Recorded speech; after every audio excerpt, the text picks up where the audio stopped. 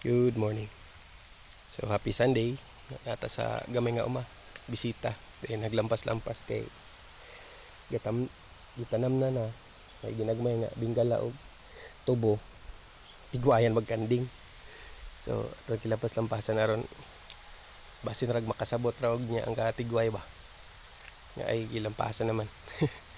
So sahay ba makaingon tas tao ba nga kulang gid sahay sa disiplina or kulang lagi sa respeto. Anyway, I will share a verse, no, a gospel, diya sa book of John, sa John chapter 1 verse 12. Singon diya sa John 1:12, but as many as receive him, to them give he power to become the sons of God, even to them that unsa believe on his name.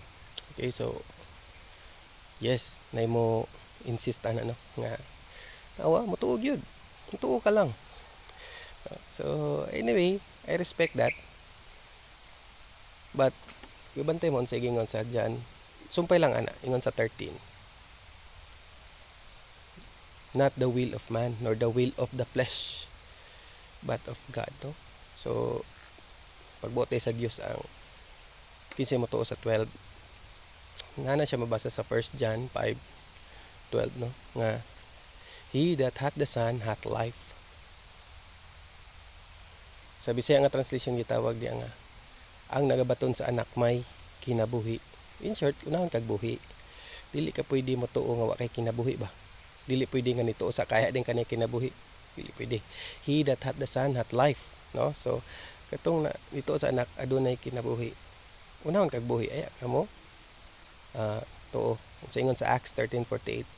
Og sa pagandog nini sa mga hentil sila nangalipay og ilang gilalayag ang pulong sa Dios og na nagpanuo ang katong gikatagana ng daan. So kato ding motuo katong gitagana. Isa man ang motuo. Muna siya ang gibutan daan sa Dios, no? So dili pagbuot sa tawo, nor the will of man, no? Nor the will of flesh, but the will of God. Ingon diya sa Ephesians, no? Sa 1, Ephesians 2:1. Na sa mga patay pa kita. In short, patay di ang tao. Unsa ang pagtuo kung patay, no? Then 2:5. Gibuhi ka sa patay pa ikaw tungod sa imong kalapasan o kasalanan. Tungod sa grasya kita nangalawas. Gisumpayan din na sa 8.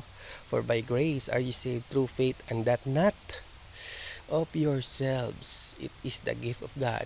Gisumpayan pa yan. Not of works, lest any man should boast. No?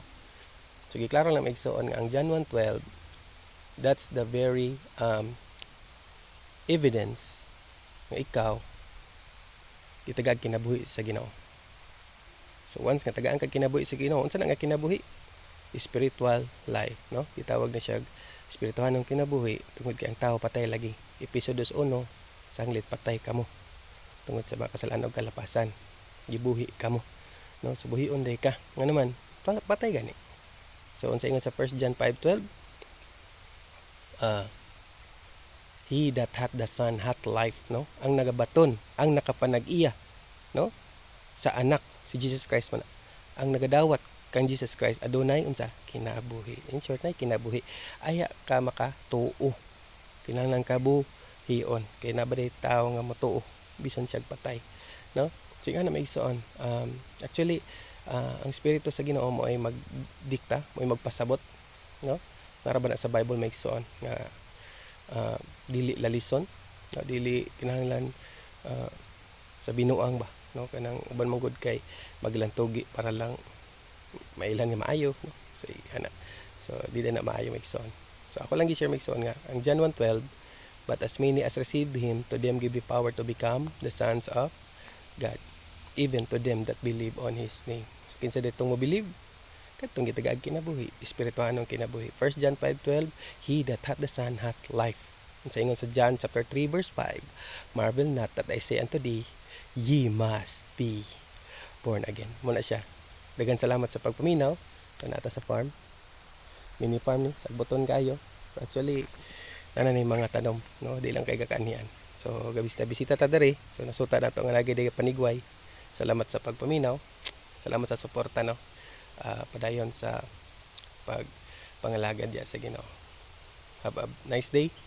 God bless.